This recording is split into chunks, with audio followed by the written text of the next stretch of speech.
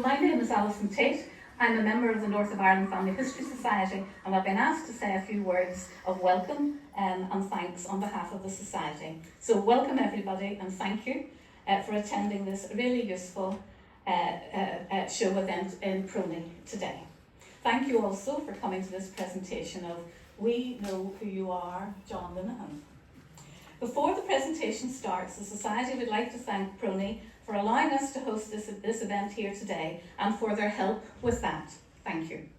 We also thank the Family History Federation for their sponsorship and the exhibitors here in the hall for their support.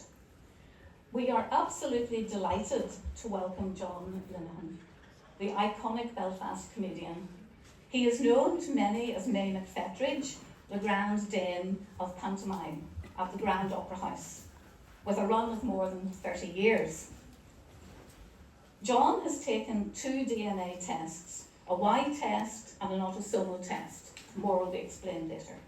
And he has allowed the North of Ireland Family History Society to analyse the results and to build his family tree.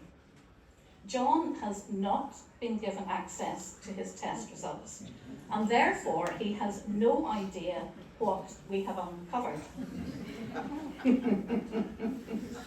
Good to see you. Today is the first time he will be hearing any of it.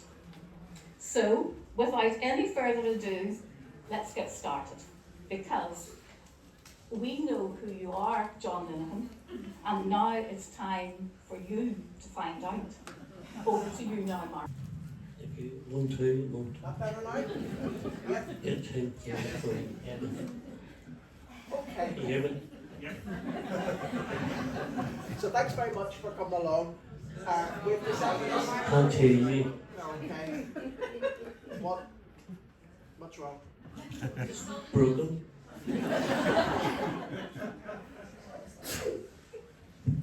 That's you. That it now? That better? Yeah. Okay. All right. So we're calling this "We Know Who You Are" because we do know who you are, but at the same time, it sounds a bit like a Belfast threat, doesn't it? We know who you are. So hopefully today you're going to find out a wee bit more about your family history, and everybody else is too. So the format we're going to use today is we're going to ask you a series of questions. Now you've got 8 questions, and we're going to ask you for your impressions, just general questions about your family history. And then we're going to lead into something that's going to tell you something about your ancestors, those that went before you.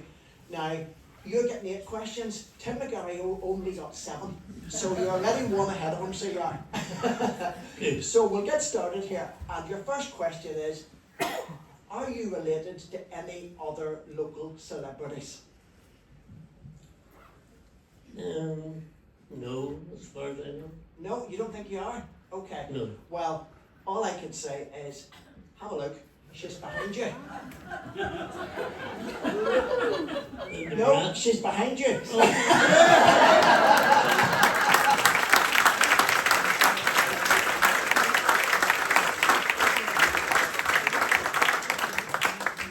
My God.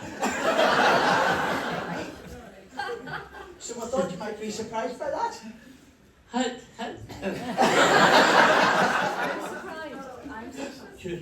We're related. So we know, yes, now I'll explain how this worked. So Linda is going to be our next guest on We Know Who You Are. So we have tested Linda, and we weren't expecting her to match you on DNA, but she does. So we know that you're related. Keep your arms down, you haven't shaved. We know a little bit about, we don't know the exact connection because it is quite far back, but we do know it's through your mother, and we do know it's through your mother's mother, so it's through your maternal grandmother. So that's what the connection is. So we're hoping to maybe look into that a bit more and find out a little bit more information on that. But that's all we know for sure at the start. But this is the type of thing that DNA can reveal, connections that people don't know they have, particularly as you two know each other so well. Well, can I just say, the biggest thing for me would be breaking it to my mother that we're related to a Catholic.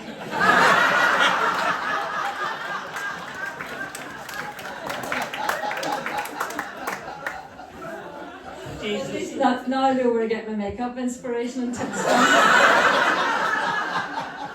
So Just like living in a mirror.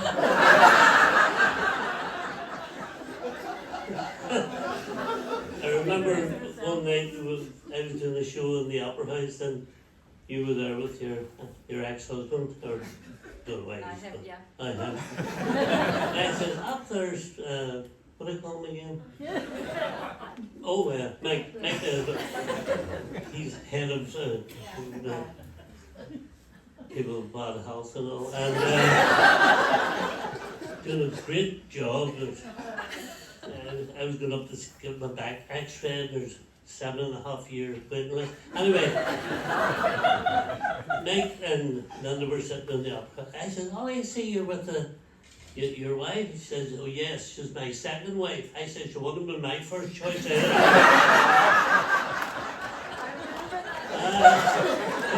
So yeah, I laughed. You know.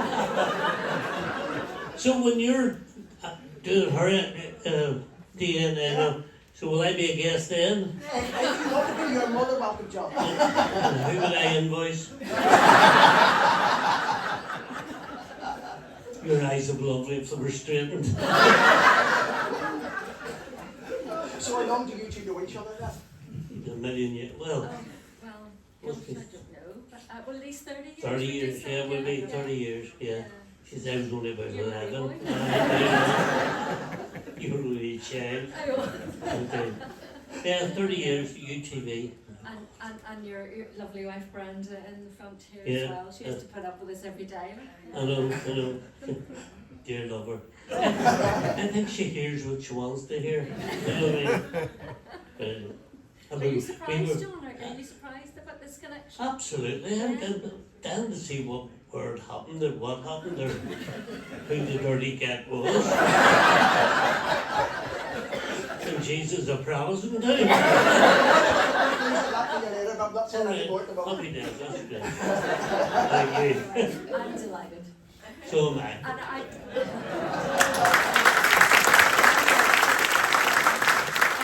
expect to be on your Christmas card list now about all family weddings and celebrations, okay? Brilliant, yeah. Family now. I was 50 years, we were 50 years married there on the 5th of July. I know. And the chances of that happening in any relationship, you know, 6%, that's the chances of getting to 50. It was just our second honeymoon and all that. What was it like?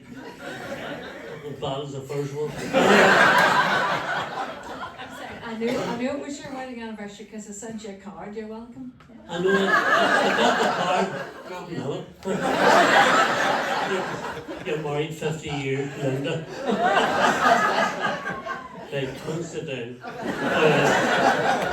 Okay, well done. Thank you, Linda. So thanks very much, Linda. You know now why we had to keep those two chairs? Oh yeah, absolutely. Brilliant. Okay, so we're going on now to our next question for you. So, all the world's a stage, but where are your ancestors from? My mummy was from Beachmount, or the Bone, which you can take your pick. I think she left the house and lived with her granny, because her and her ma couldn't stand each other, so well, whatever. And the dad was from West Cork. Yeah. And do you know any further back than that? I think my granny Julia, was a Foley from Kerry. You're right, yeah. Right. So what's happened is we have been researching your family to see what we can find out, and we have put all this information onto a website called WikiTree. And WikiTree is a site that you can put on a profile page for each person, and we've attached all of the birth, marriage and death and all the records to that for you. So all of what I'm going to tell you today is now available to you and anyone else here who wants to look it up. So it's all out there for the world to see. And all the sources that we've used, so you can see we weren't making it up. So when we look at your father's side, that's your father's side behind you. So we'll start with your dad over the left hand side, and that's your grandparents, your great grandparents, and your 2 times great grandparents. And basically they're all from Cork. Yeah. So they're all from different parts of their county. Now there is a couple of slightly humorous names. You've got Eleanor Lane, It sounds more like an address than a person. And you've got a Julia Lean. Julia Lee. Yeah, so we've got you back to nearly the beginning of the 1800s. Now, there's a couple we haven't quite got yet, but we'll continue to work on this, and if we find any other information, we can add it in for you to that as well. So that's your father's side. Right. But for this presentation, we've been mostly concentrating on your mother's side, because your mother's side are from Ulster, and we're the North of Ireland Family History Society, so we're trying to cover that. So that's your mother's side. And what we've got here is we've got the Cruddens, and we have some people from the Crudden family here today, which is great. Yes. We have then the McKernans. So the McKernans came there, so that is your great-grandparents, is Sarah McKernan, and then your other great-grandparents is John Harrison and Sarah Gillespie. Yeah. So we're going to be telling you little things about the people on this slide today, and some of them might surprise you. So that's on your mother's side. So as I said, all of this is available now on Wikitree. Brilliant. So starting on your Linehan side, what we've got on your Linehan side is we did a Y-DNA test with you. So this Y-DNA test, we did the big Y700 test, and that can connect you to people over hundreds of generations. So we did that on you, and that goes back through your father, to his father, to his father, to his father. And it goes right back many, many generations. And from that, we have found that you have got a particular mutation. Now, this is not hardware mutation. All males have these mutations. They're like they're called variants or copying errors. And it's when a father has a son, there's a slight difference in his Y-DNA. But when he inherits this, it's passed on to all of his descendants. So we can trace these mutations over hundreds and even thousands of years. So we have found that you have a particular mutation that goes back to 1250 AD. And then what we also find, that's what we have up there. So this is you here, and that's the line that's going back up to 1250. But up here, you might find you've got another Linehan match, because you've got quite a lot of different Linehan matches, but they've all got different spellings. With Linehan, Linehan, Linehan, all different spellings come up through this test. And the furthest back one we could find was this one here. And this person connects to you back at a mutation which comes from the generation, well, not the generation before, but the mutation before, and that is 1000 AD. So what that means is that your family have used that surname for 1000 years. So you're probably talking about 30 generations. Jesus. So is that interesting just to know there's been that continuity of name? Because you don't always get that.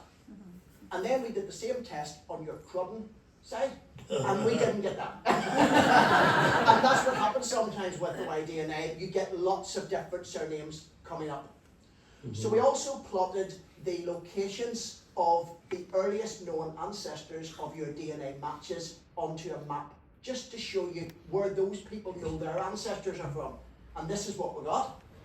So on the left, you've got your Linehans, and you can see there's a lot of them from Cork, and they're down towards the bottom of Ireland. But on the Crudden side, they're mostly up around Fermanagh, Galway, and those types of areas. Protestants. So as far as we know, your Cruddens actually did come from Fermanagh, so that's actually exactly where we expected to find them. So it just shows you how you can get those different results with the different tests. So that's what we're finding on the Y-DNA for you. But we're going to move on a wee bit further, and we're going to ask you another question.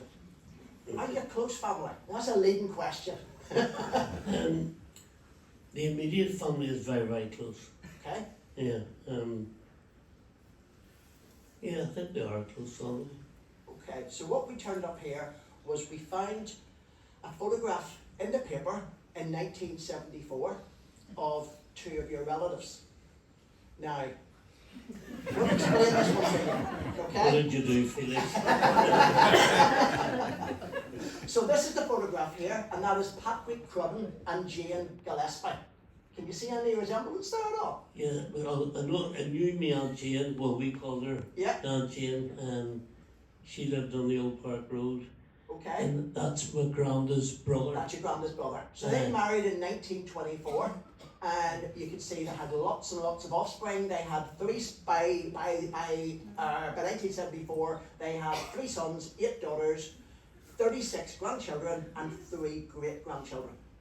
Yeah. Do But- you know what age she died at? What? She was 105. 105? And her sister was 106. wasn't it? Well, And funny enough, one of her daughters, isn't it? Or the Rita. What was that? Rita would have been, Jane would have been Rita's daughter. That's right. Jane, that's right. Rita, she just died 2 days ago. well, I hope you've inherited those genes of longevity. Longevity. I'm signed up to the Opera House in 96. Most of you have been dead by now. And look at this. I swear to God, this is like God's waiting room. You didn't buy a ticket, did you? You're not even seeing Christmas. So the interesting thing about this is, I don't know if you know, but Patrick and Jane were related to your grandparents. So Patrick Crudden was your grandfather's brother, That's right. but Jane was your grandmother's cousin. So she was related to your grandmother. And that meant that their descendants are doubly related to you. So there's Gillespies and Harrisons in there, isn't there? All mixed in. Yes, That's that's it. right. So what you've got now is that those 36 grandchildren of that couple, they're both your second cousins and your third cousins, because they share great-grandparents with you through Patrick, and they share 2 times great-grandparents with you through Jane. So I thought that would confuse you. Indeed. And I remember my grandfather's brother Paddy. He was deaf. He had no hearing aids. But remember, and he'd be talking. Hey, like that, there, you hear me? Yeah. And he'd go, what? It was funny to listen to. I think you look a wee bit like him. Do you think? Yeah, What? I think there's a bit of a resemblance there. Huh? 3 times. Okay, so we'll move on to the next question. This is a good one. Were your ancestors goodies or baddies? You can see we've got a Jesus. panto thing going on here. Oh no, they were. I would say, fair chance, maybe my dad's one, maybe baddies. But it all depends on what way you look at it. Well, I'll You give need you a more. clue. We're on the Crudden side here. I'm a Linehan, you're a problem. Oh, right. We'll move on and we'll see what. Well, see who the baddies are, get it Okay. out. Right, so we've got here the Reverend Peter Crudden, who was born in 1816. Now, just to explain to you how you're related to him, this is Michael Crudden, who's your great-grandfather, and his father was Felix Crudden. And then Felix had a brother, Patrick, and then he had a son, and that is Peter Crudden, who was born in 1816 and died in 1885. Now, sounds like he's a really good man, because he emigrated to Boston, devoted his life to the Catholic Church, and did all he could for the church that he was living at, where he was living in Howell, in America. So when he left his will, he left £1 to all of his siblings in Ireland, and it turned out he'd actually bought some land in County Fermanagh, and that's where his family came from. So it sounds he's supporting the local community, doing everything he can, and just anything that he had left, he left to his sister Margaret, who was over in America with him, and she was his housekeeper. So that's him there, and just sounds a really good and honourable man, doesn't he? Aye. And he looks like a Crudden Felix, he's the amazing. So the thing is that when he left that will, there was no amounts in it. It was £1 to people, but he just said the remainder of his estate. But then it turned out, when they assessed the value of his estate, they found that when he died in 1885, his estate was worth $500,000. So Jesus, maybe dang it, he's a isn't it? baddie. So what we found was that his salary was actually $600 a year. So if he had A kept, priest? yeah, so if he had kept every single dollar that he had ever earned, he couldn't have inherited. He wouldn't have had all that money to leave to his sister. So I think maybe he's a baddie now. Just So- a wise man. Well, there's a wee bit more. And St. Peter's Church that he was the priest of was in a really bad state of repair. But there was a really big congregation. So everyone was coming to this church, all the money was being handed in, didn't get into the walls of the No, church. Father Felix. So it turned out then that they looked at the bookkeeping, wasn't much bookkeeping and didn't seem to have very many records, and anything that was kept was pretty poor. So the Archbishop started to investigate, and he looked at all the money that Peter's sister Margaret was inheriting, and he tried to see maybe, is some of that our money? So he asked those questions, and Margaret got a bit worried, and they decided to look to see what was going to happen, but they didn't want a scandal. So they decided that what they were going to do, they were trying to cover this up, because he did take legal action against her, and this could have ended up in a court, would have been very public. Now, obviously she didn't want that, but the church didn't want this either. So what they decided to do was they would do a deal. And what they did was they decided to buy some property of her, which Peter had bought in his name, and which probably belonged to the church. So she sold him 51,000 square feet of land, 3 houses, and more property in the local area, and she sold them to the Archbishop for $34,000 at the time, which was way below market value. And that was their way of getting the money back into the church without a big scandal. Jesus, cute. So it worked, and that deal was done, and Margaret decided, well, maybe I've outlived my time in America, and maybe I'll go home to my family in Fermanagh. So that's what she did. And unfortunately, she then died in 1896. So she had about 11 years after that. But the really interesting thing is, when she got onto the, what's happened here? I think we're stuck on He's Valley. That's God doing that. I don't know what's happened here. Anyone give me a... Vivian, can you just put on the next slide for me? Just press that wee... If you just press that wee... Oh, I'll give you a wee job there. If you just... No, this one here. I think gangsters, weren't they? Like that. Okay? So Felix That is one in needs to there. go there as well. Okay? So then Margaret decided to leave. And this is the immigration form. So you can see that Margaret then immigrated from America. She's coming back to Ireland. And this is her coming there. She is at 54. But the really interesting thing is, you know why they weren't keeping any good books? Well, she had a nephew, and her nephew was going back home. He was a bookkeeper. So it makes you wonder how, if she had a nephew who was a bookkeeper, who was living and travelling with her, how they maybe wouldn't have kept the church books in a slightly better state of repair. So I'll make no further comment on that, and I'll let you draw your own conclusion on how honourable a man the Reverend Peter Gordon was. So that's what we have. But Whereabouts in Fermanagh is that the something town? that's Queenstown, so that is where they were landing. I think in that's in the south. So that's where they landed. It's not where they were. All right, They weren't okay. going to Fermanagh at that time. Near Liston Street, in Fermanagh Yeah. was where they lived. So Lynn's done a lot of the research for us. So then, as I said, Margaret didn't live much longer, and she left. She died in 1896, and then she left her money to her sister, who was Sarah, and Sarah died in 1899. So Sarah didn't have much time with this money either. And the really interesting thing is that when Sarah died in 1899, she tried to maybe make up for some of this, and she made a lot of charitable bequests in her will, and she left £50,000 to build an orphanage. So the Crudden Orphanage was opened in Bundoran, and it later became St Joseph's Orphanage, and now it's still in existence as a secondary school.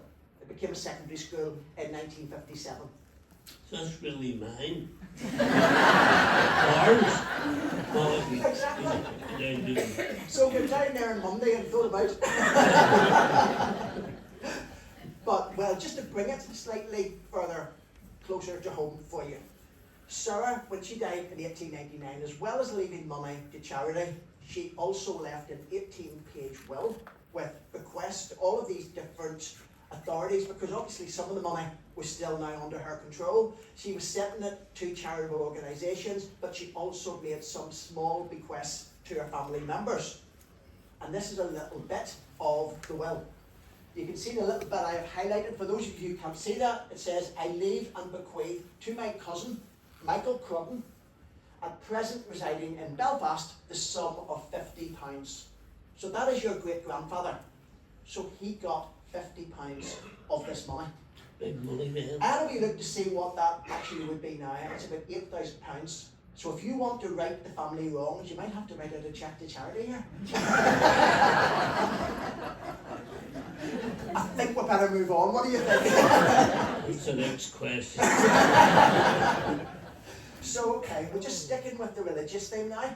And do you think all of your ancestors were Roman Catholic? Absolutely not. Okay. This could be the connection. So what we found out, John, is that your great-grandfather was John Harrison. Yeah. And if you look at the 1901 census behind you, you'll see that he self-identified in 1901 as Church of Ireland, and his wife was Roman Catholic. So you're an 8th Protestant.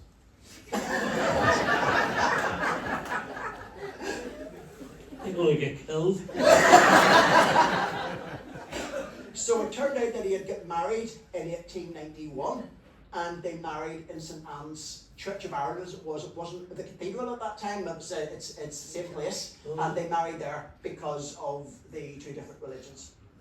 And his family was from County Cavan. Right. And by 1901 he was a general labourer, but before that he was a soldier.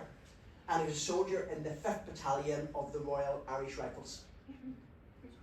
He's a Brit as well. So there's something you didn't know. Don't be telling anybody. No. Tell nobody.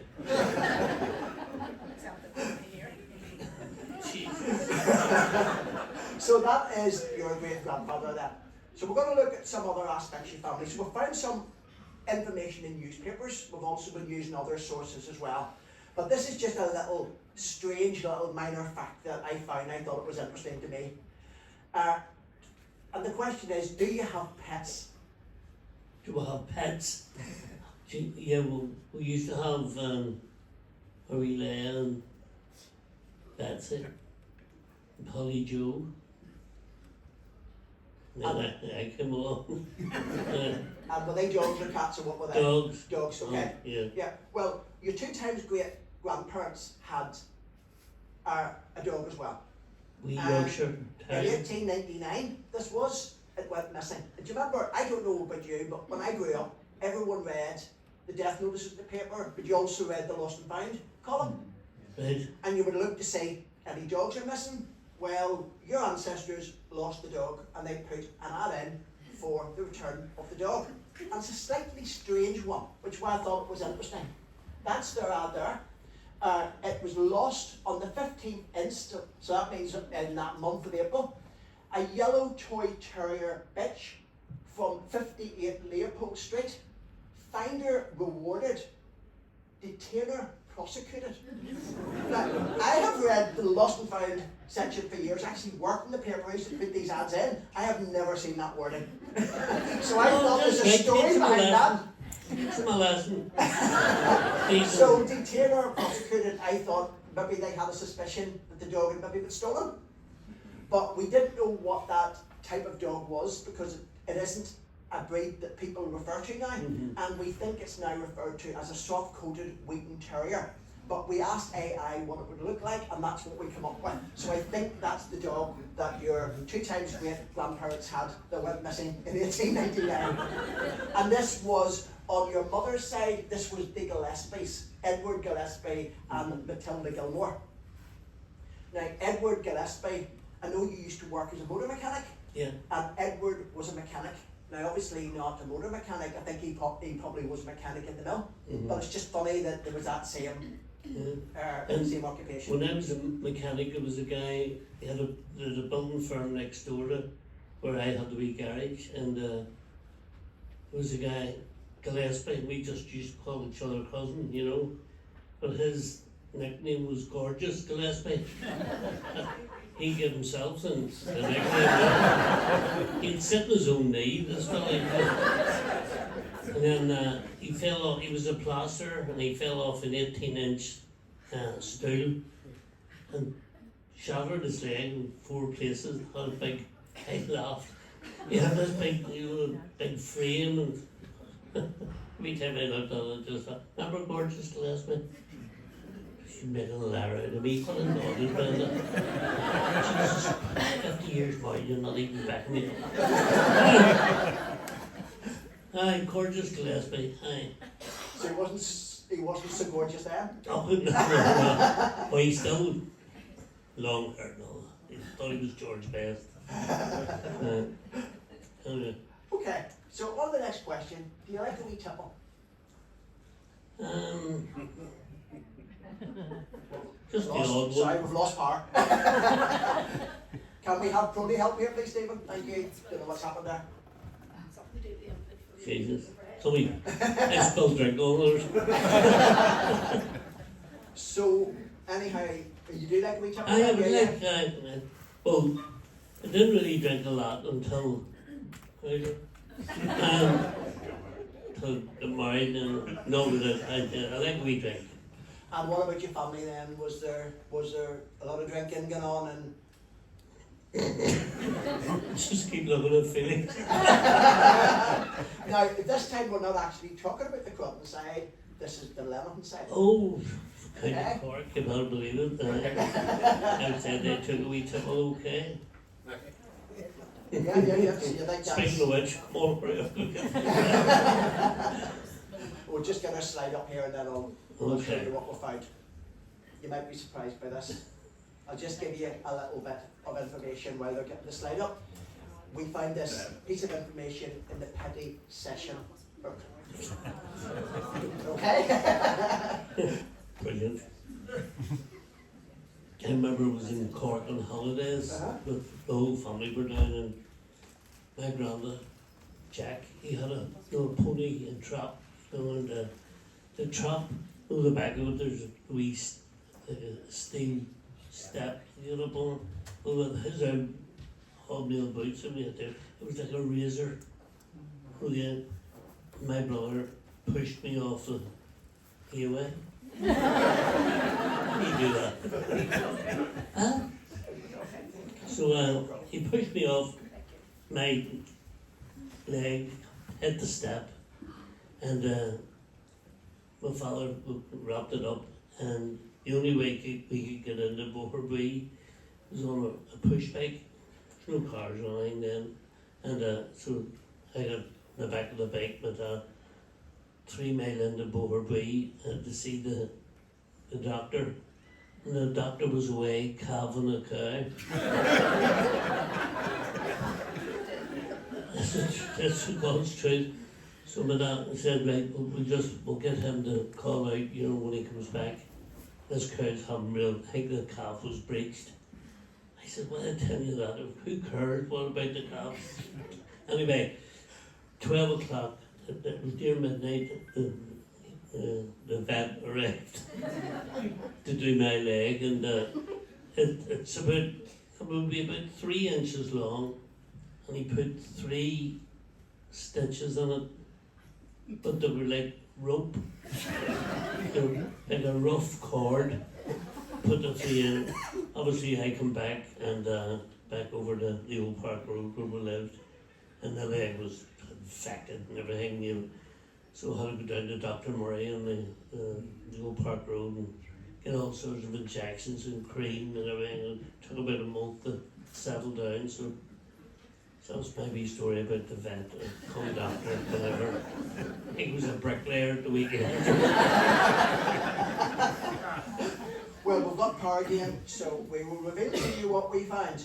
And we found your grandfather. So this is John Linehan. He was found drinking on licensed premises at 11 p.m. He wasn't a bona fide traveller, which you had to be if you were to drink in a pub at that time of night. He was sort of just having a wee look in.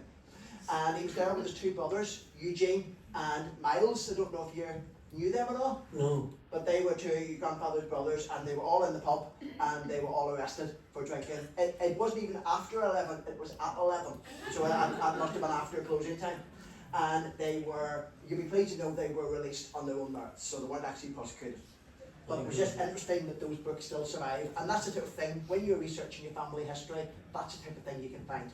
And it just adds a little bit of colour into your family tree. It doesn't finish there, I'll tell you.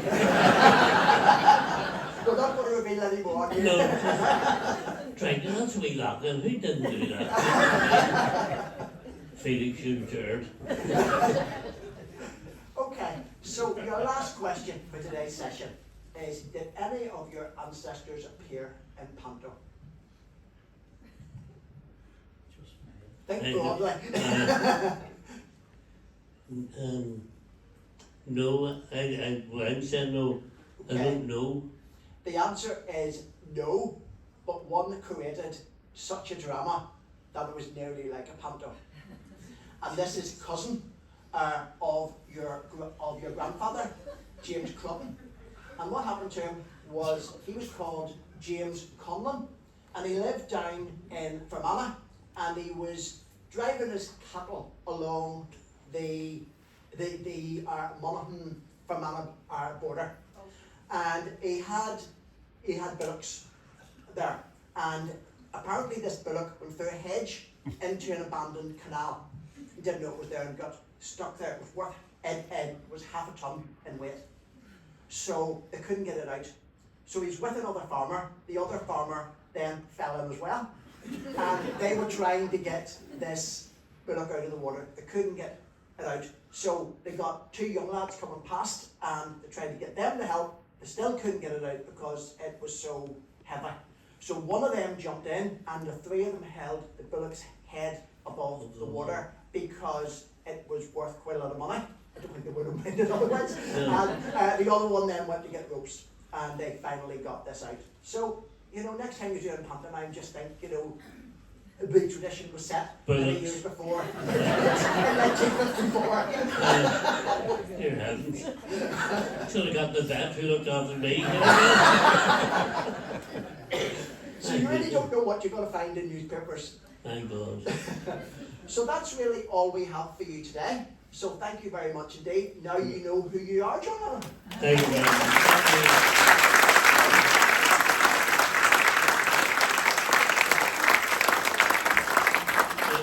Thank you very much for all that you've done. It's been a great surprise for me, and I love it all. It's superb. You take the rough with the smooth, the vets with the doctors, and bullocks and all that.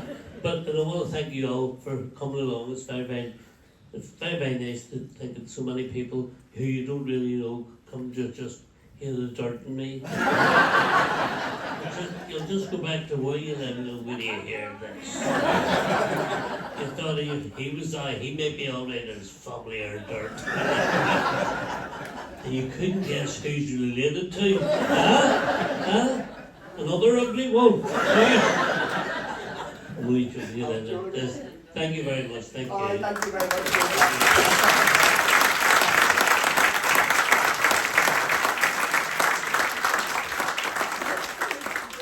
We're almost done. Okay. So, just a few words to wind the You don't be giving me money, really.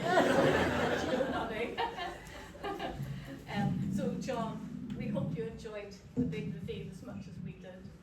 It It's is been very much. amazing. Very much so. Some acts to follow, I can tell you. At this stage, together, we must. I wrote this myself. Don't encourage her. Are there any openings in the Opera House? We're doing Cinderella next year. We can get a sister. Well, yeah. She's full.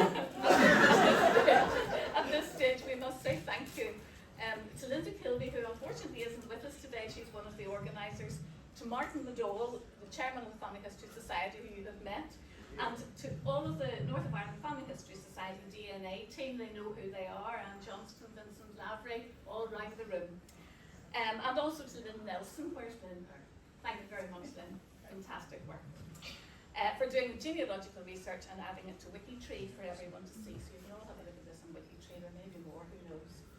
The really useful show is still on until 4 p.m. And the exhibitors there will be able to help you with all things historical and family history related. So in addition to the North Ireland Family History Society stalls, there will be other local groups, the ABC Family History Society, Presbyterian Historical Society of Ireland, all sorts of groups are there. We all collaborate with each other, and there's a wonderful atmosphere today. This has been a great event. It remains just to say that the North Ireland Family History Society tables have DNA kits. You wouldn't expect that, I'm sure, for sale today at special show prices. And you just never know. You may be the John. Finally, keep an eye on our website for our next exciting We Know Who You Are reveal.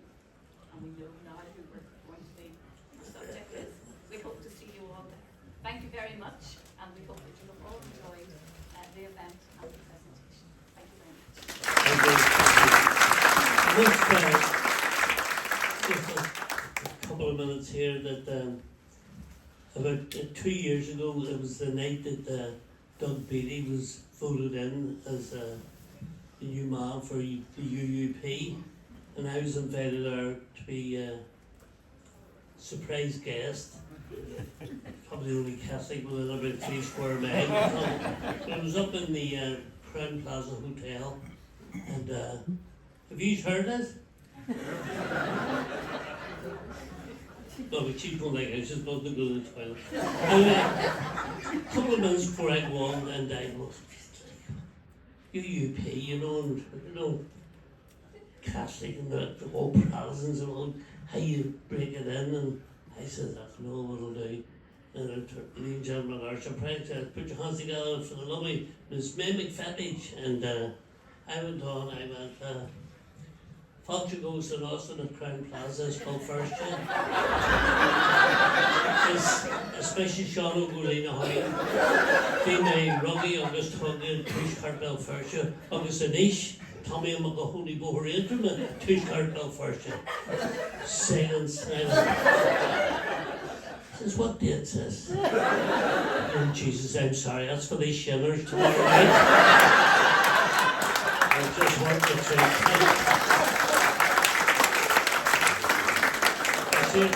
Thank you very much for taking your time out, and I was only joking about God's waiting room. For that side. Thank you, Martin. There's actually one more person in the room who's related to you, because there's whenever we do a DNA test, there's always people that we find. And Colette Mary's somewhere here. Colette, would you like to wave? Oh, there she is down there. So Colette is also related to you as well. So she is. Again, we're not quite sure how, but we know it's on your mother's side again. It's all on your mother's side today. That's all your fault. Your dad was her brother. No, thank you very much, all. Very good. Thank you.